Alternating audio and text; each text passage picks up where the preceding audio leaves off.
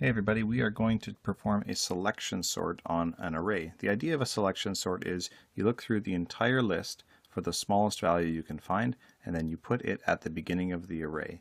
And the fastest way to do that is to swap its position with the earliest unsorted spot. For example, you don't need to grab one of these here, let's say this one, and shuffle all of these down. That's an inefficient way to do it. Instead, we'll be able to just take this and put it here and put this unsorted thing down at the end. So we'll get there in a minute. Let's start at the beginning.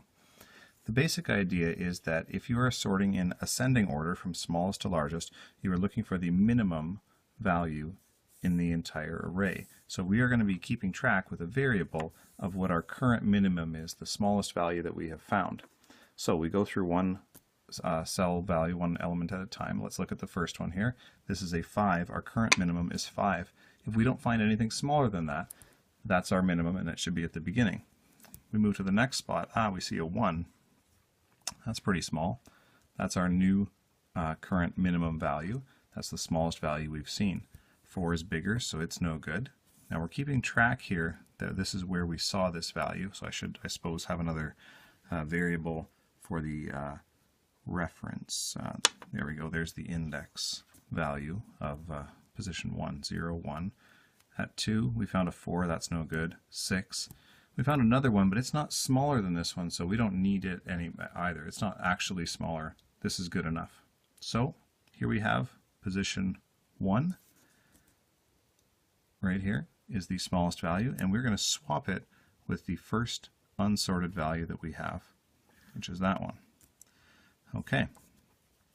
Now this part of the array at the beginning is sorted. I'm going to slide it down here. That's the sorted portion of this array. It's still one structure. Let's look at the remaining part of the array. So starting at position 1, I no longer have a current maximum, so you can put in a giant value here. Minimum. Looking at position 1, we have a 5. That's our current minimum value. We have a 4, that's smaller. 6 is bigger. And sorry, I forgot to keep track here. 4 is in position 2. 6 is bigger. And 1, oh, that's smaller again. So we'll find our 1, and that is in position 4. There we are, position 4. Well, that's our smallest value. It's in position 4, so I can swap it with this one here. And this is sorted. I now have an unsorted array on this part here, sorted array here, and I can start again. I don't need to go to position 0 or 1, so starting in position 2, position 2 is always, the first position we look at is always going to be the smallest value we've seen, so we're always going to end up with a small value there. 6 is not smaller, 5 is not smaller. That's already sorted in position 2, so I can just leave it there. I don't need to swap anything. Now we're going to position 0, 1, 2, position 3. We find our current smallest value, which is 6. It's not very small because we get to the next position, position 4, and we find the value 5. That's the end, so we are ready to swap this back in here.